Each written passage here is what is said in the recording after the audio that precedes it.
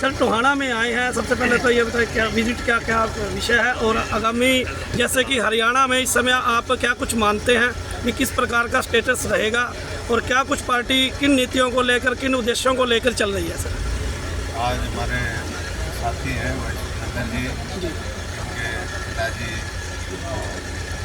परमपिता परमेश्वर के चरणों में चले गए। आज उनको श्रद्धासुमन अर्पित करने के लिए हम सब लोग यहाँ पर आए हैं और वाहिगुरु जी से यही अरदास करेंगे कि इस परिवार को जो ये इतनी बड़ी क्षति हुई है वो दुख सहने की शक्ति दे और ये परिवार हमेशा सामाजिक धार्मिक लोगों की सेवा करने में, लोगों की भलाई करने में लगा रहता है। उसी रास्ते पर इनको चलने की ताकत दे, इनको प्रेरणा दे।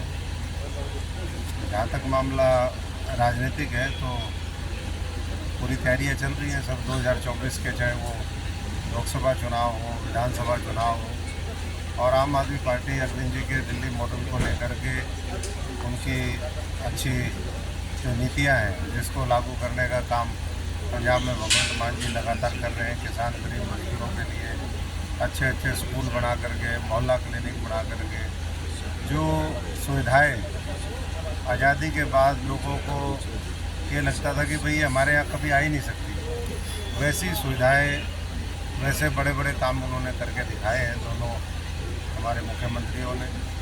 और अब हरियाणा की जनता भी चाहती है कि जब पंजाब को और दिल्ली को फ़ायदा हो रहा है, लोग आगे बढ़ रहे हैं, तो वैसे ही हरियाणा के अंदर भी जल्दी जो है वो झाड़ू का जादू चले और यहाँ पर आम आदमी की सरकार बने।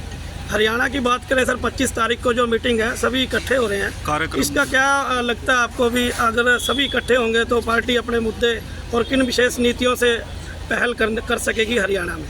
देखिए, बाकी तो पार्टी नेतृत्व हमारा भी और दूसरी पार्टियों का जो आला कमान है वो मिलकर के फैसला करता है इन चीज़ों का।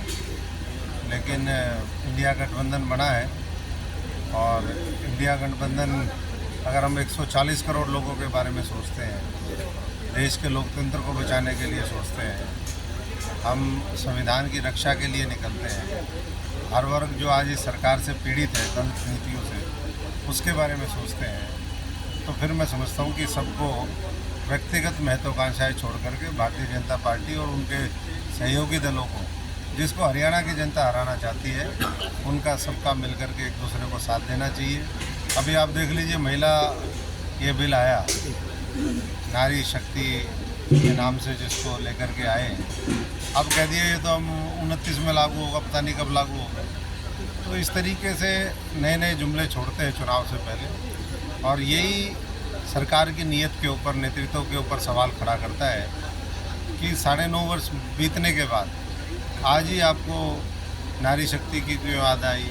क्यों आपको जब आपके सांसद, आपके मंत्री महिलाओं का शोषण करते हैं, जब पहलवान, महिला पहलवानों पे आप लाठी चलवाते हैं, जब मणिपुर में निर्वस्त्र करके महिलाओं को घुमाया जाता है, तब आपको नारी शक्ति नहीं दिखाई देती, तब नारी का सशक्तिकरण कहाँ चला जाता है? ये बहुत से सवाल हैं जिसके ऊपर मैं समझता हूँ कि जनता जवाब चाहेगी भी और जवाब नहीं मिलेगा तो जवाब वोट के माध्यम से देंगे। कहीं ना कहीं सर हरियाणा में बाढ़ग्रस्त के समय जी काफ़ी किसानों की फसलें बर्बाद हुई जी, और हरियाणा सरकार ने ये भी कहा था कि 15,000 मुआवजा देने की बात की थी और उसके बाद फिर 7,000 मुआवजा देने की बात की, लेकिन कहीं ना कहीं वो पूर्ण नहीं चढ़ी सर। ये दुर्भाग्यपूर्ण है क्योंकि जिस समय बाढ़ आई, हाँ जी, टोहाना का इलाका आधा टोहाना डूब गया था। जी सर, जी सर। ऐसे ही रतिया पूरा संसदीय क्षेत्र में बात करें जी सर, तो घग्गर की पूरी बेल्ट एम्बाला से लेकर के हाँ जी, हाँ जी, लाखों हेक्टेयर जमीन उसमें तबाह होगी। हाँ जी। और उस समय मुख्यमंत्री सरकार के जो नुमाइंदे हैं उन्होंने कहा भी था कि हम मुआवजा देंगे, लेकिन बाद में बोले जी क्षतिपूर्ति पोर्टल पे चढ़ाओ। जी सर। क्षतिपूर्ति पोर्टल तो जब वो लोगों ने, ऐसा तो नहीं कि लोग इंतजार करेंगे कि पानी उतरे ना, जी, जहाँ पानी अभी भी नहीं उतरा है फतेहाबाद में, वहाँ उन्होंने क्या कर दिया जी, तो ना, जहाँ पानी उतरा नहीं है आज भी वहाँ भी कुछ नहीं किया, और जब पानी उतर गया था लोगों ने अपनी फसल दोबारा बोली, वहाँ भी उन्होंने लोगों को राहत देने का काम नहीं किया। तो ऐसे में मैं समझता हूँ कि किसान बंधुओं को दोबारा फिर सड़कों के ऊपर आना पड़ेगा।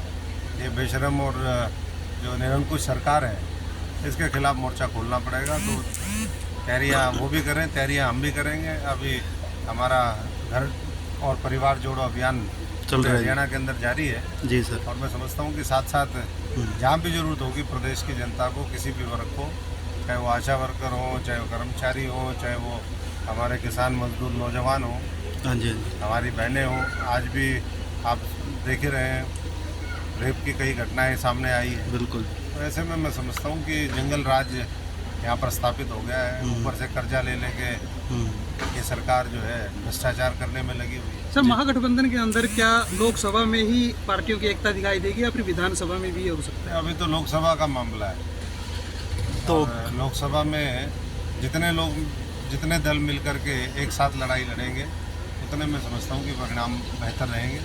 बाकी मैंने पहले ही कहा कि पार्टियों का तालमेल किस तरीके से बनता है, कैसे सीट शेयरिंग होती है। तो आम आदमी पार्टी किसी दल से कम नहीं, पूरी मजबूती से चुनाव लड़ेगी और उसी के लिए हम लोग अपना काम करने में लगे। बहुत बहुत धन्यवाद।